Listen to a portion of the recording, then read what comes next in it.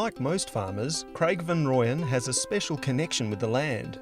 A background as a safari ranger in Africa taught him the importance of caring for the environment, and this has carried through to his farming career in Australia. Mr Van Rooyen grows lychees, macadamias and avocados on his 40-hectare property on the banks of the Burnett River near Bundaberg. The need to actively manage the sensitive landscape is a priority for Mr Van Rooyen. All the waterways on the farm drain into either sediment traps or into dams. So every bit of rain that lands on the farm will drain into a system that we've designed, and it'll settle there before leaving the farm.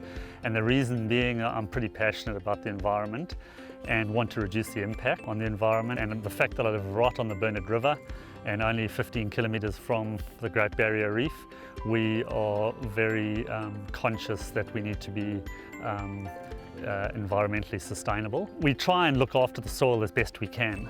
And by doing that, we add microbes into the soil, we add composts onto the ground, and we really try to rejuvenate the soil, because by having a healthy soil, you have a healthy plant, and by having a healthy plant, you can reduce your pesticides and your fungicide usage.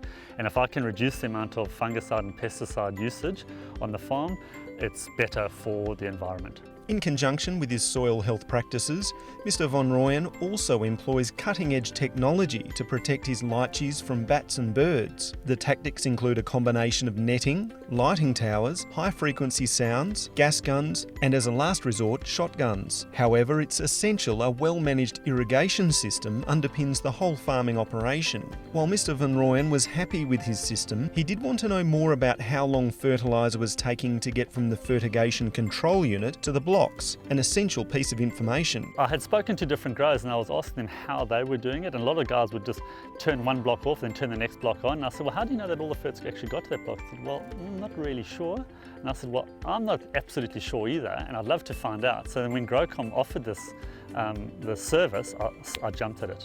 The Growcom testing through the Rural Water Use Efficiency Program involves putting food dye into the fertigation tank and timing how long the dye takes to appear from sprinklers at various locations through the farm.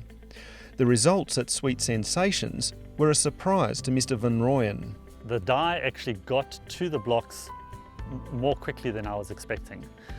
So it would actually mean that I can reduce my fertigation time, because I was allowing for an hour and a half after each irrigation.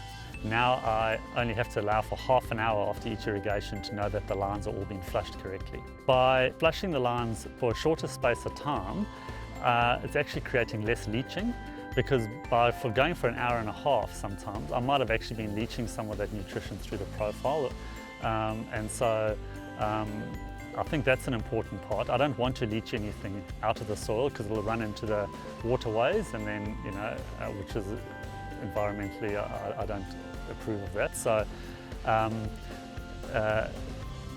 it's been a saving in time, and it's been a saving, I believe, in the amount of nutrients that I need to put on the crop.